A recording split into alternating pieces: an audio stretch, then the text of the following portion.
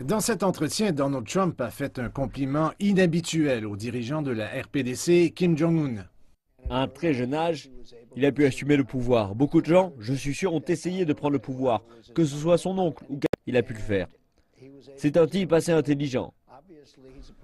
Maintenant, après 101 jours dans ses fonctions, le président américain est en train de tenter de résoudre la crise nucléaire dans la péninsule coréenne, un important test de sa politique étrangère.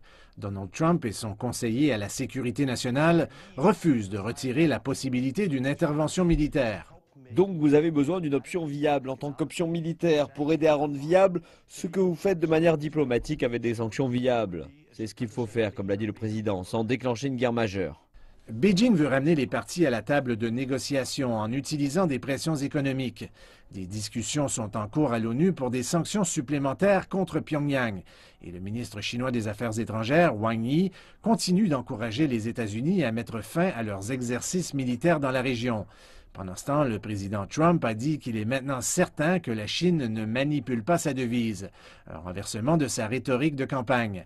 Il a déclaré qu'il était prêt à faire des concessions commerciales à Beijing si la Chine pouvait aider à résoudre les tensions dans la péninsule coréenne.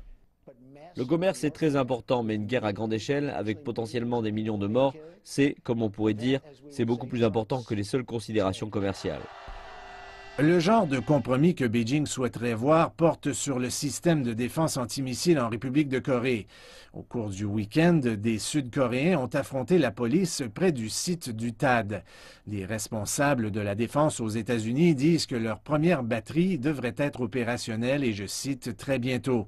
Mais sur la question de savoir qui paie pour les travaux d'installation d'1 milliard de dollars, le président Trump a dit que c'était Séoul. La question de savoir en quoi consiste la relation à ce sujet de relations dans le secteur de la défense, tout cela sera renégocié, comme ce sera le cas avec tous nos alliés. Avec tous ces signaux contradictoires provenant de l'administration Trump, on peut comprendre comment les alliés et les partenaires des États-Unis en Asie pourraient être confus. Un des plus virulents critiques de M. Trump chez les Républicains, le sénateur John McCain, dit qu'il observe ses actions plutôt que de s'attarder uniquement à ses paroles. Mais avec un élément d'imprévisibilité autant à Pyongyang qu'à Washington, la véritable question est de savoir lequel Kim Jong-un surveille.